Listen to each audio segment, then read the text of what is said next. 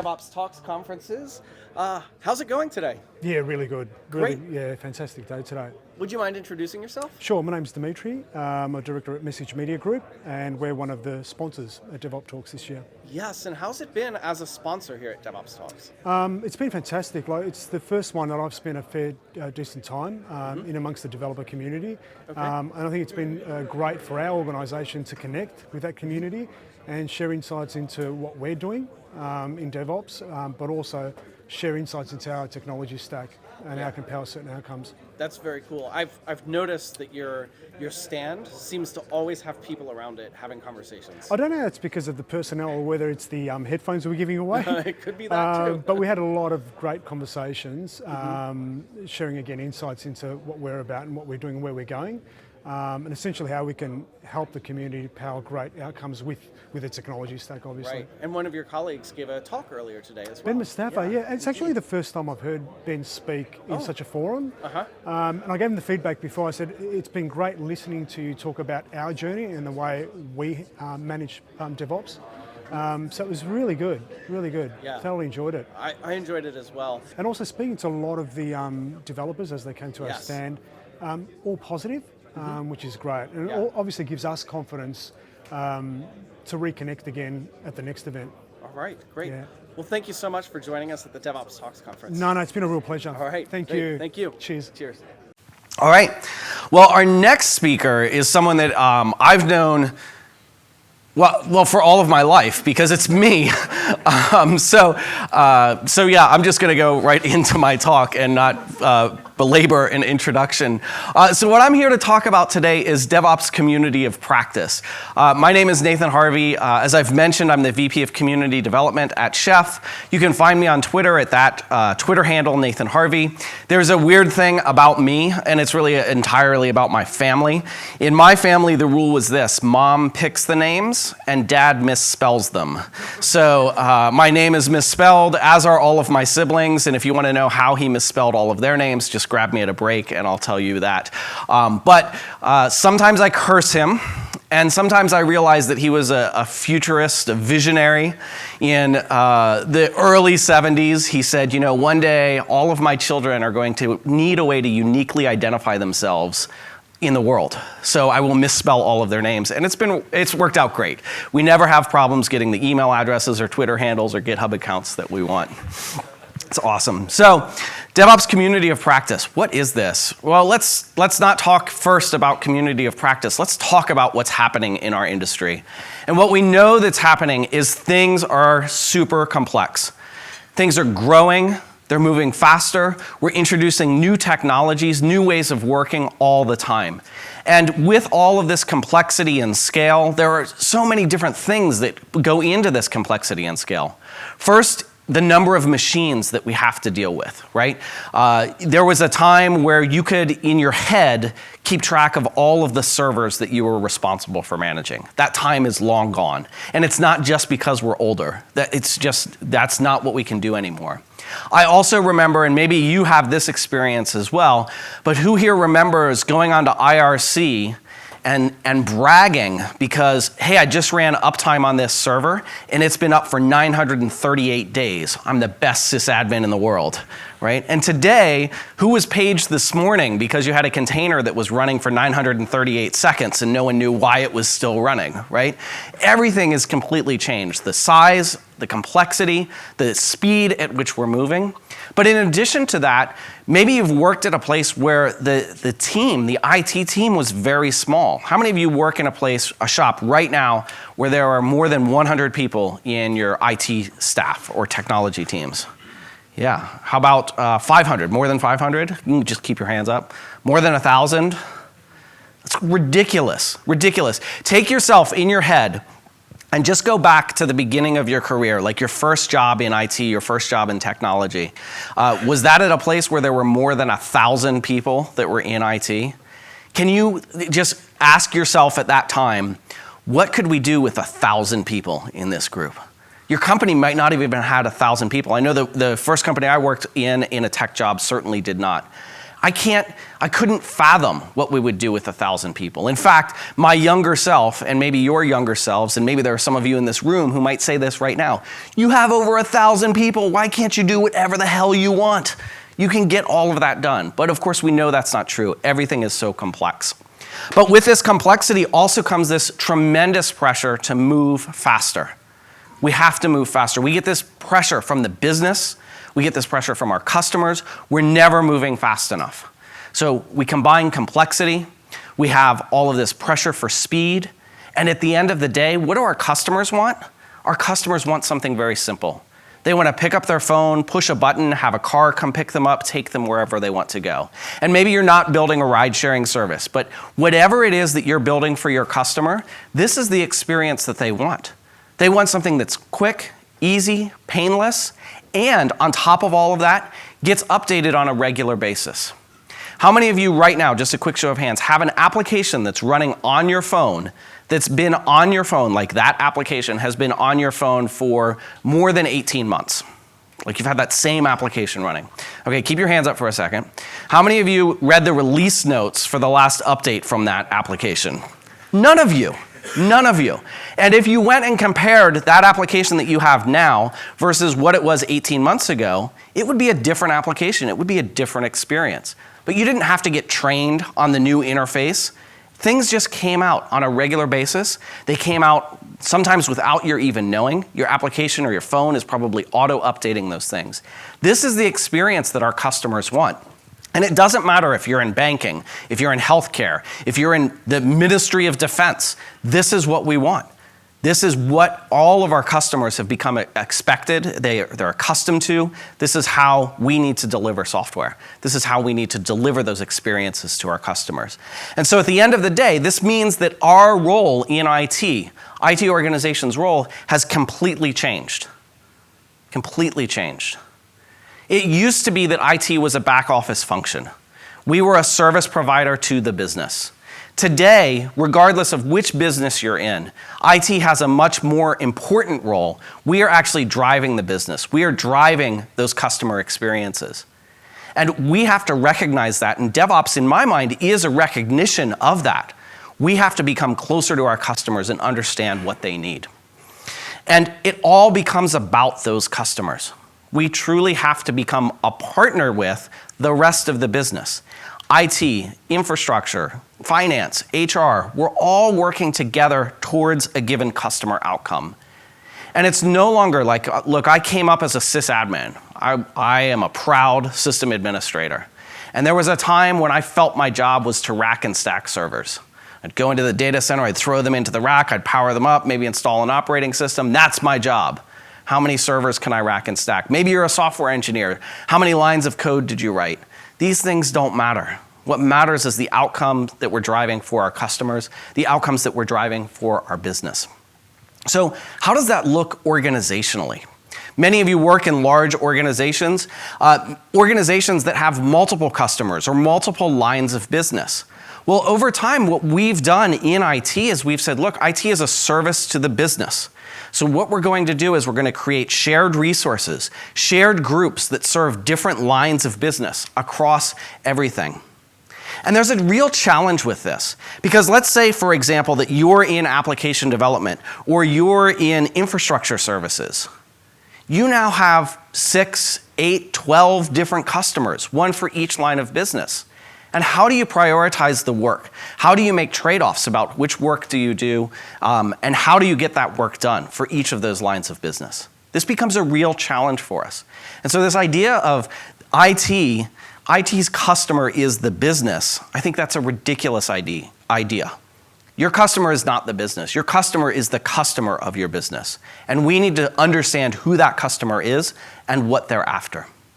Now, another side effect of organizing ourselves like this, where we have these service lines that are providing support for these lines of business, is we also recognize that, look, there are all of these new tools, all of these new ways of working that are coming out all the time, and we have to understand how those work. And so what we sometimes do is we create things called centers of excellence.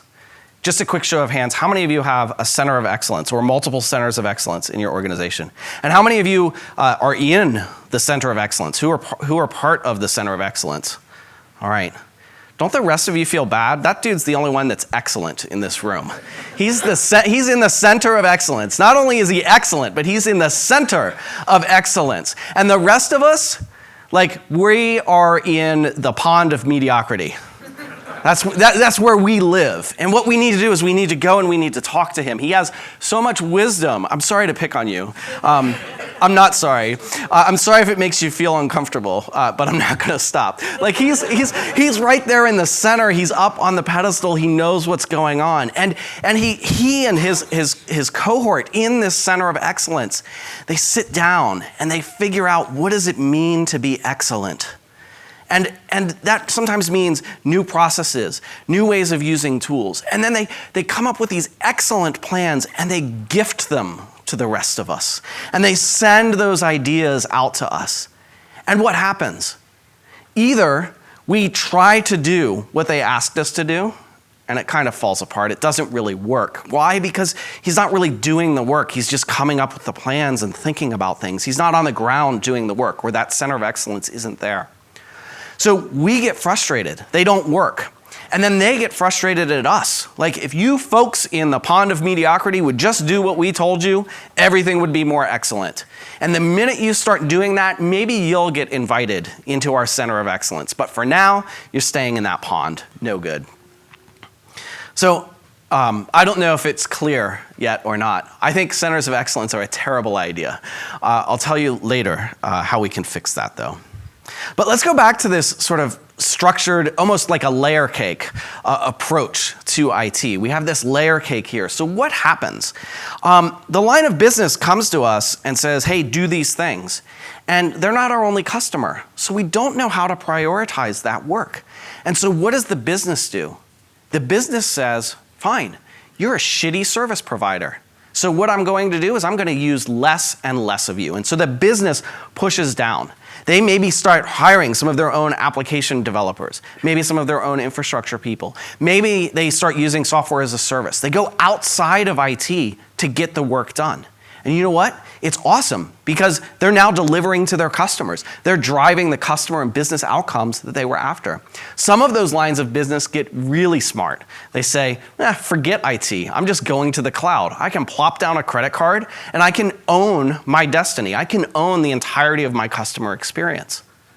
And we in IT get really concerned about that. Who's going to govern those folks?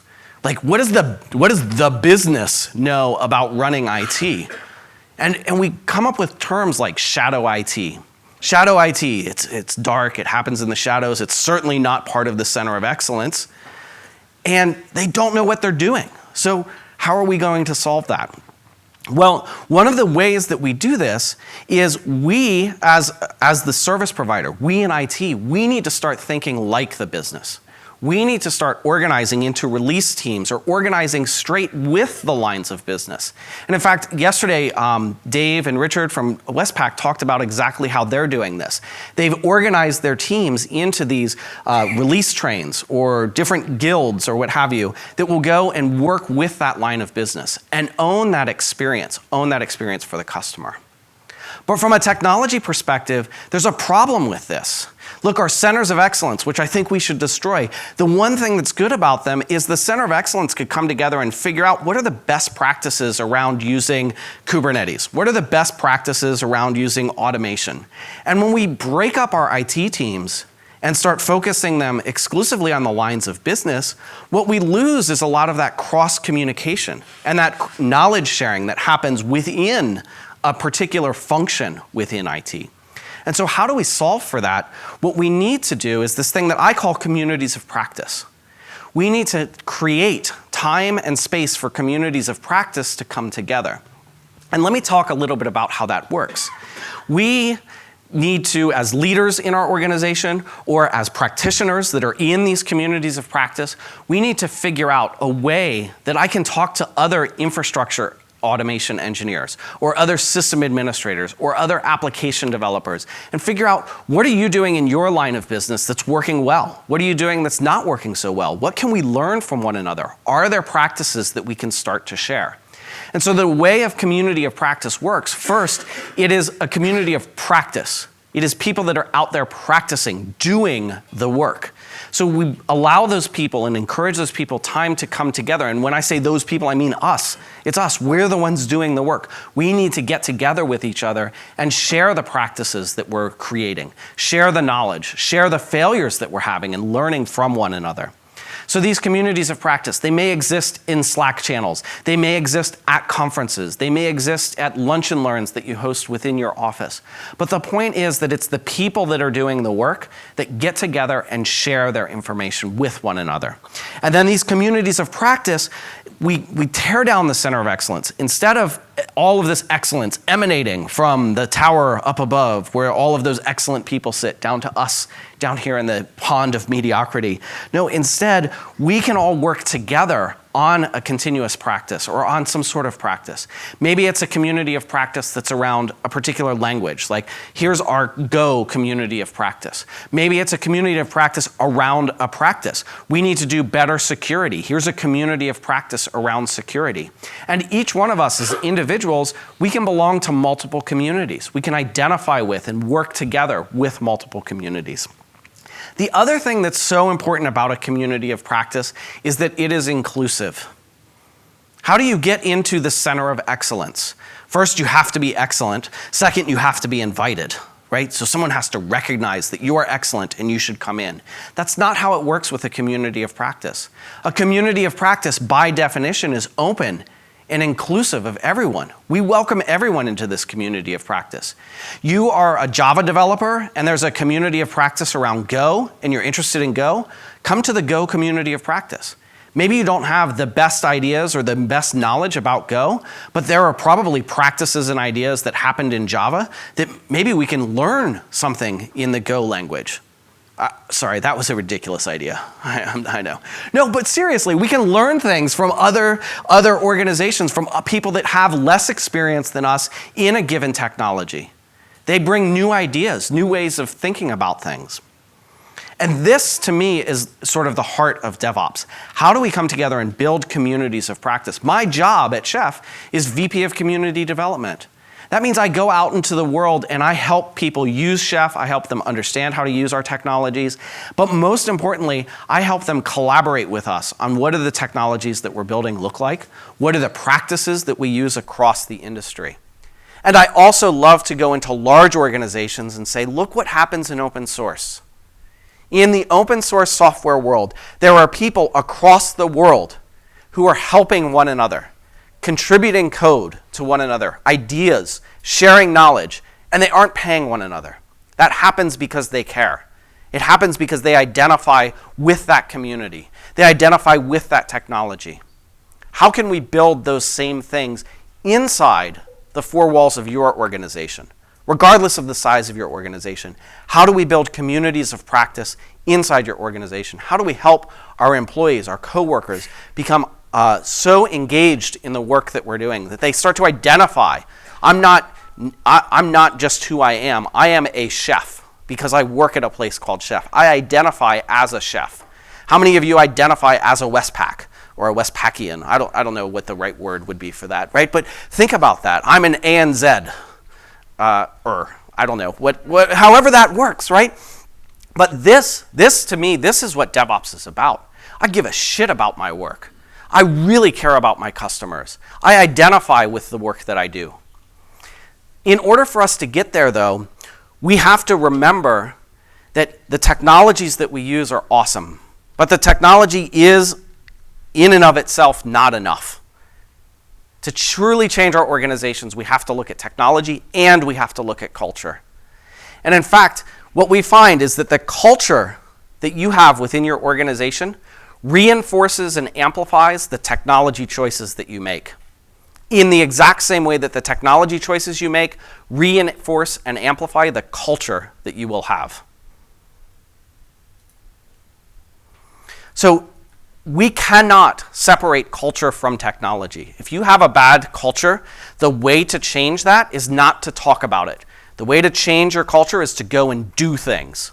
Go and do things differently. Start practicing things differently. And that's going to involve using technology, either the same technologies in new ways or bringing in new technologies.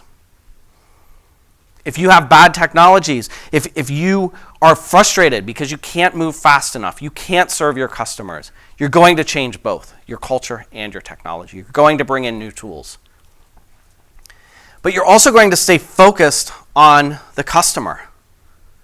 So let's say, as an example, that we go back to that slide where I said you push a button and a car shows up and you drive that person wherever they need to go. We're in IT. If I want to improve customer outcomes, that doesn't mean I'm going to get in a car and wait for someone to summon me and drive them somewhere. That's not how I improve the customer impact. And maybe if you're at a bank, like, you know how to if you work in a bank today and you want to make your customers happy, just give them more money. Increase the size of their savings account. They'll be happy. They will be really, really happy, and they will never leave you as a bank. Unfortunately, we can't just do that. I mean, no, we can't. No, really, don't. Don't do that, please. But what can we do? So I like to think about, and at Chef, we like to talk about a couple of different ways that technology can really help drive the business forward and really help improve the experience of our customers. And for us, we focus on three distinct outcomes, three things that we really push on. And to make sure that everyone feels really good at the end of this, there will be a quiz. I'm going to give you a preview now of what the quiz is. We have these three different outcomes that we look at. Two of these outcomes, we want them to go up. One of these outcomes, we want it to go down. I'll ask you at the end which is which. So we want to focus in on speed, efficiency, and risk. What are the cultural and technology changes that we need to make so that we can zero in on these three things? And I'll spend just a minute with each one of them. So first, if we focus on speed, how do we measure speed? Speed might mean the frequency of deployment. How frequently is code being deployed into your production systems? It might also mean the time from commit to the time to deploy. I think you should maybe measure both of these things. Or if you only have space and capacity to measure one, pick one of them. I don't care which one. I will tell you a quick story, though. This time from commit to deploy. I was working with a customer, and just so we're all clear on what that means, I'm a software engineer. I write some code over here on my laptop. I'm done writing it. I commit it into a version control system because we all use version control, right, for our code, right? Okay, we don't have to have a brief aside on version control. No? We're all right, good. All right, so I commit it to the version control system, and then at some point later, it ends up in my production environment. So what's the time? How long did that take? I was meeting with a customer recently, and we were talking about this particular metric, and they told me about one of the policies that they have at their organization. Their policy was pretty straightforward, and I'm sure it came from some pain, some distant pain in the past. Here was their policy. Maybe you have one just like it. No code shall go into the production environment until it has been in the version control system for at least 24 hours. That's their policy. You commit the code, it must rest in the version control system for 24 hours. What do you think? That's a good policy, right? Good policy? Why? You might ask why? Why? Who here has run a marathon? Or a 5K? Like a short distance, right? Okay, the night before the 5K, did you go out and party as hard as you could? No, you rested. And that's what your code needs to do. It's about to go to production. It's like running a marathon. It's got to have a rest before it goes and serves all those customers. It's got to carb load and like be ready to go in the morning because it's a big race. Someone's going to hit the deploy button. All these customers are going to want to use me. I got to rest for a minute. That's it. But look, but if you think about that, right? From whence did that policy come? What created that policy? Clearly, there was something in that organization's past where a deploy went out, something terrible broke, they sat down and had a postmortem, and what they figured out was if only we'd waited. Maybe what happened was they deployed that thing on a Friday afternoon.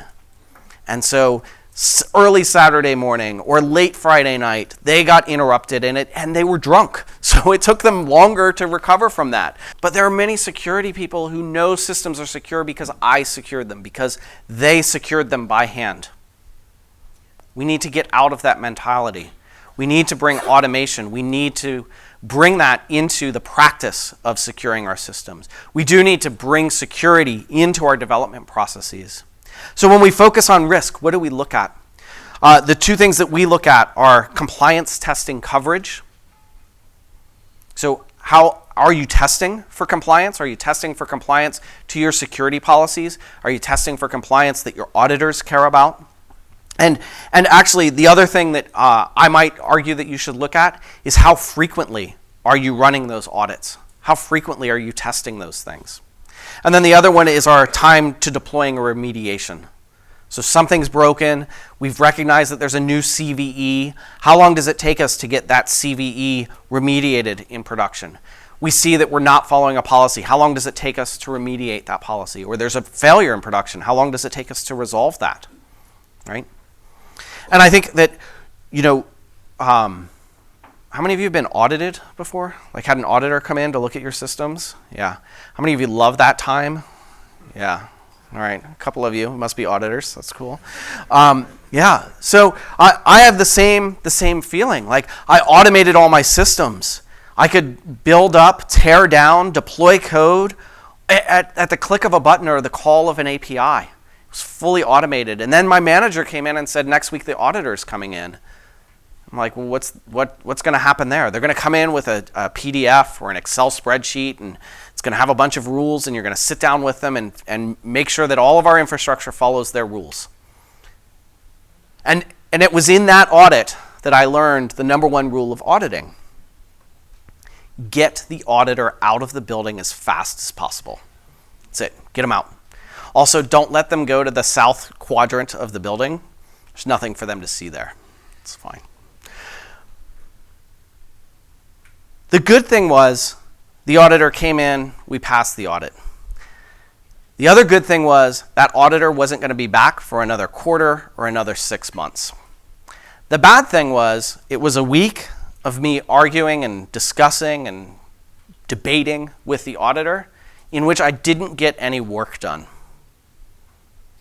And the truth is that's the wrong way to think about it. That auditor is there to help us achieve the customer outcomes that we want by making sure that we are running safe and secure systems, that we're following our policies. But that's not how I viewed it. I wanted them out of there, and I knew that I could rest easy, continue automating for the next 3 to 6 months. And the auditor left there, having passed us, very happy. These folks are great. I can come back in 3 to 6 months and we'll just double check that everything is still good. What the auditor didn't realize is that our practices have changed. The systems that you just audited and validated, when you come back in 3 months, you're the only one who will have any memory of those systems. They won't exist anymore. These auditing rules, the process that we follow is broken. It doesn't work with what we do today. So another way to measure risk is how frequently are you auditing? Can you audit every single day? Are you auditing every time that you're applying change to your environment. These are things to think about. Now, the other thing that happens when you start thinking about these three metrics, speed, efficiency, and risk, and if you look closely, I'm giving away the answer to the quiz, which one should go down. But speed, efficiency, and risk, so many organizations start off on their DevOps journey, and they say DevOps. What does DevOps mean? DevOps means shipping to production faster. DevOps is essentially a synonym for continuous delivery. And what they do is they focus exclusively on that speed. How can we ship faster to production? Ship. And they ignore the other things. They ignore efficiency. They ignore risk. Because they know that if I'm moving faster, that's all that matters. That's all that matters. That's all my customers want. And they ignore the efficiency and risk. There are other organizations that are so risk averse that they zero in exclusively on risk. Our job is to decrease risk. How do we decrease risk? Well, we can decrease risk by decreasing the amount of change that we have. We can slow things down. We can move slower. But what they don't realize is that in moving slower, in putting up blockers to how do we ship faster, they're actually increasing the risk that we have. Because if you force us to move slower, then when we identify an issue in production, a vulnerability, an incident, how do we move fast? We don't know how to move fast. We don't practice moving fast. So it's going to take us a long time to remediate that thing. When we practice DevOps, we bring in the culture and the technology, the process and the people that allow us to have all three of these things at once. We can move faster, we can move more efficiently, while also decreasing our risk. And in fact, if we only focus on one of these three, it will be to the detriment of the two others. We have to think about all of these. We have to be able to continuously automate the work that we're doing. We have to think about how do we change the work that we're doing. And I want to spend a couple of minutes talking about some of those changes that we need to make. What are some of the things that we need to do to change how our organization works? The first and most fundamental and most impactful thing that you can do is change how you pay, how you incentivize, what objectives you give your people. This is where DevOps was born. DevOps was born because the objectives and incentives were misaligned. We told developers, build more features. We told operations, keep everything stable. You want to ship everything, you want to prevent any change. That's where DevOps was born. We can't do that. We need to align these incentives and objectives.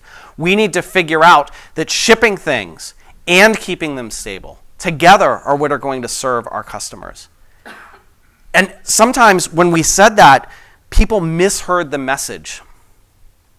And operators, sysadmins, said, you know what? I'm not a developer. I don't want to write code. That's not who I am. And developers said, I don't want to be on call. I have a family. Don't worry, the sysadmins, none of us have families. It's cool. The fuck?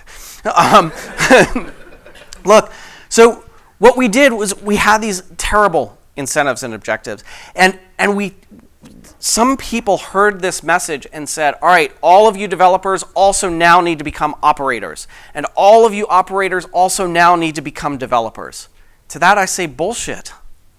The thing that makes you a great operator is you are skilled in the craft of operations, in the craft of system administrations. And the thing that makes you a great software developer is you're skilled in that craft. But the thing that's lacking is understanding each other and how when we work together, we're driving towards the same goal. And sometimes the biggest blocker to that understanding, the biggest blocker to building that empathy is I get paid more if I forget about that other stuff, if I focus over here. I can get a promotion faster, I can get paid a bonus faster, whatever that is. So our organizations need to fix that. As an organization, we need to step back, look at that, and make sure that our objectives and incentives are aligned towards our customer, not towards how many lines of code did you write, how many times did the system not fall over. Those are stupid objectives. We need to step back and look at them as a system. The other thing we need to do is we need to change the way that we work. We need to change the way that we work. We have so many new technologies, so many new processes that we want to bring in. How many of you feel like there's plenty of time to do all of these things? No one. And if you raised your hand, I would tell you to put it down, especially if your boss was here. You'd never admit to something like that. We have plenty of time. Never admit to that. But how do we fix that? How do we come out of that? The first thing we have to do is we have to make the work that we're doing visible. Make the work visible so that everyone in the organization can see what you're doing. Make the work visible so that you can understand where are there bottlenecks in the system. And you have to look across the entire system.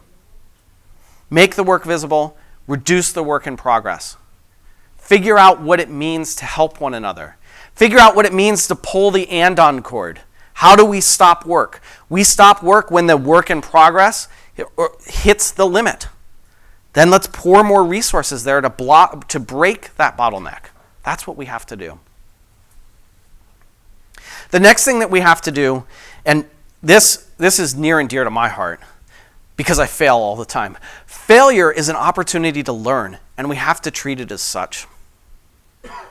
We have to treat it as such. I cannot tell you when your production systems are going to break, but I can tell you that they will. I cannot tell you when your process is going to break down, when it's going to fail, but I can guarantee you that it will. We are surrounded by failure.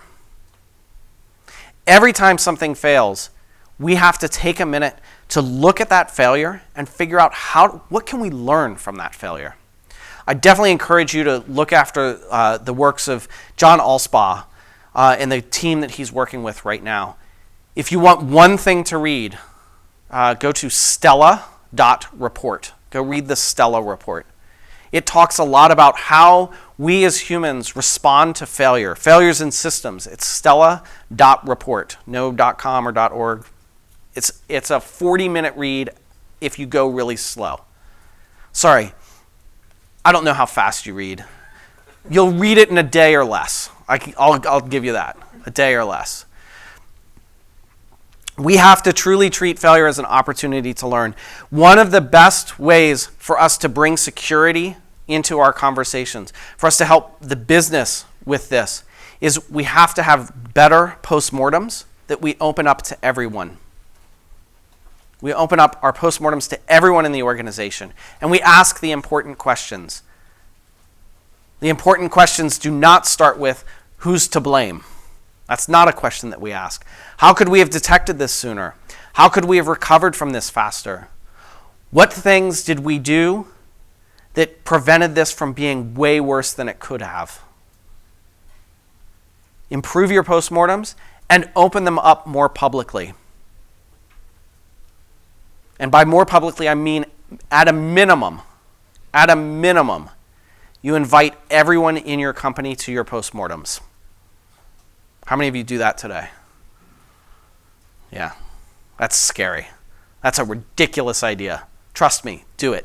I'll tell you more about it at the break. I'm running out of time. Have everyone come to your postmortems. I've done postmortems via Google Hangouts, live streamed to YouTube. That's inviting everyone to your postmortem. The entire internet. Come to our postmortem. You learn a lot that way. Look, I've talked about measuring speed, efficiency, and risk. And there are definitely culture and technology changes that apply to both of those things. But how do we measure the culture of our organization? John mentioned this yesterday on the panel, Ron Westrom. He's done a ton of research. He's a sociologist that's done a ton of research about organizational structure and how information flows through an organization. You can figure out how information flows through your organization by asking these questions. And you can read about this in Accelerate. You'll, I'm sure, be able to read about it in the State of DevOps report that comes out tomorrow. Tomorrow is Wednesday, right? Yeah. Ask these questions. You put them on a scale. On the left-hand side of the scale, I strongly disagree. On the right-hand side, I strongly agree. Yeah, I got that right. On my team, information is actively sought. Failures are learning opportunities, and messengers of them are not punished. Responsibilities are shared, and so forth. Ask these questions. Run a quarterly survey across your entire organization asking these questions. When you go into a postmortem, ask these questions in light of your response. During that incident, was information actively sought? Were messengers of the failure punished, or were they thanked? Thank you for pulling the andon cord. Were new ideas welcomed? When you have these answers, you can then plot your organization into Westrom's topology of organizational culture. And you can determine for yourself, is your culture, is your organization pathological? Is it bureaucratic, or is it generative? To be fair, you can build a profitable, successful, pathological organization. But that's not why we're here at DevOps Talks. In DevOps, we believe in the generative, performance-oriented type of organization. And that's what we want to strive for. And if we start asking those questions and start plotting our teams, our organizations into this scale, it can also help us identify those bottlenecks. Where are we falling short, and what changes can we make to get there? It's weird to me at a DevOps Talks conference, a DevOps conference. We're on day 2, and no one has given us a definition of DevOps. Is that right? There was one. There was one yesterday. Yeah. So I'm going to give you mine. This is how, and it's not just mine. This is from an open source project called the Chef Style DevOps Kung Fu. You can find it on GitHub, and if you want to become a practitioner of that, you just submit a PR to the README. This is our definition. DevOps is a cultural and professional movement focused on how we build and operate high-velocity organizations born from the experiences of its practitioners. It's a cultural and professional movement. It is not a tool. Chef is here today. We have a stand out there, and you can come and talk to us. Part of my colleagues that are here, their job is sales.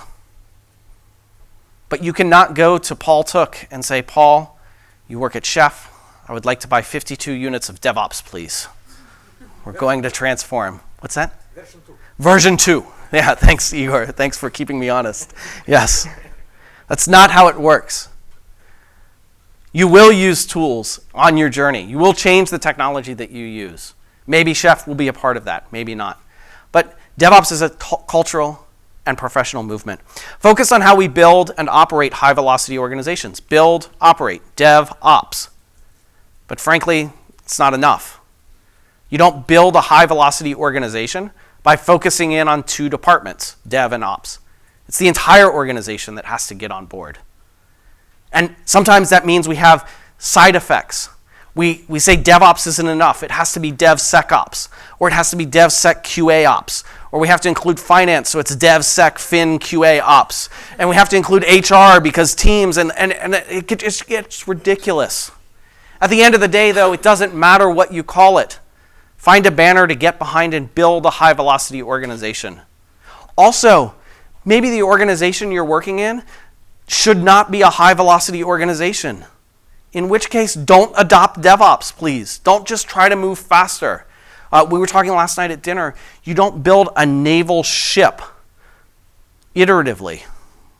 Like, you have to figure out, like, you don't just decide, actually, you know what, we're 3 weeks into the project, or 3 months, or 3 years into the project.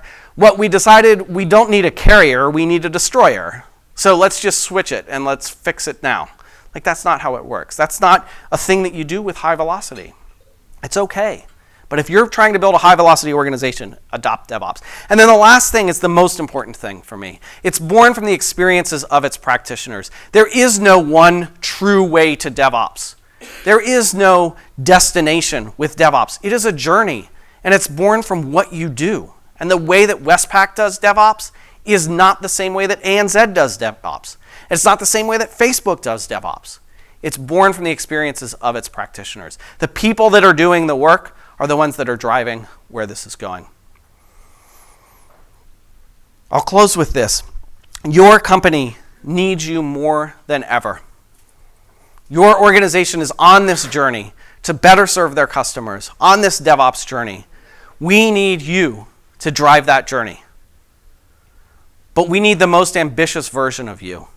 We need you to come to work engaged, excited about serving those customers, knowing who those customers are. If you don't get up every morning to go to the office and help drive those customer outcomes, what you should do is get up every morning and go to LinkedIn and find a new job. Go work at a place where you can be excited about what you're doing, the work that you're doing, not the code that you're writing, the outcomes that you're driving for your customers and for your business. I will also tell you that things are going to change. You asked me earlier, what is next for DevOps? I don't know. But what I do know is that the things that we're doing and adopting now, in 5, in 10 years' time, we're going to be on a different path. They're going to change. And to stick with my theme, I'll go back to a tweet. In 1998, we gave advice to everyone in the world. Do not get in strangers' cars. Do not meet people on the internet. How many of you in the last week have done exactly that? Picked up your phone, pushed a button, got in some stranger's car. I did that just this morning to get here. Things are going to change. Things at Chef have changed. I'm going to go very quickly through these last 4 slides that I have. Chef was born with the idea of infrastructure automation, configuration management. But you know what we did in adopting those practices? We realized that infrastructure isn't enough. It's the applications that run on top of that infrastructure that matter. But you know what? We have a Chef hammer, so we're going to do applications in the Chef tool, in our infrastructure automation tool. And it was wrong. It was wrong. You have to use the right tool for the job. So what we've done is we've gotten better about defining what are those boundaries. This is the concern of the infrastructure. These are the concerns of the application. Don't try to blend the two. Create very forceful, very clear boundaries between the two and let them work differently. So we of course have then built technology that supports this. But across all of this, infrastructure and applications, you have to think about compliance and security. And to your point earlier, that's everyone's job. All of us have to be involved in that. So we've made a ton of progress. Continuous automation, effortless infrastructure, any application anywhere. Come to our booth, we'll talk about that. Time is precious. The things that used to take you weeks, months, years, we don't have time for that anymore. We have to move faster. Community is the foundation of how we will get there. That community includes the coworkers that work at your organization. It includes the people in this room. It includes the people that you meet at meetups and other conferences. It's the people that you meet online. We have to share practices, ideas, knowledge with one another, always staying focused on that customer outcome. And when you leave here, I want you to go back to your team, go back to your organization with questions. Don't go back with answers. This is what I learned at DevOps Talks conference. Fine, go back and tell them that. But go back and ask them, what are we going to do to decrease the time between software deployments? What are we going to do to decrease the time it takes us to respond or to identify incidents and to respond to those incidents, recover from those incidents? What are we going to do to increase our cross-team collaboration? Have these conversations. In these conversations, you will begin that journey to DevOps because you're going to find culture, you're going to find tools that are going to help drive you there. And with that, I will say thank you very much.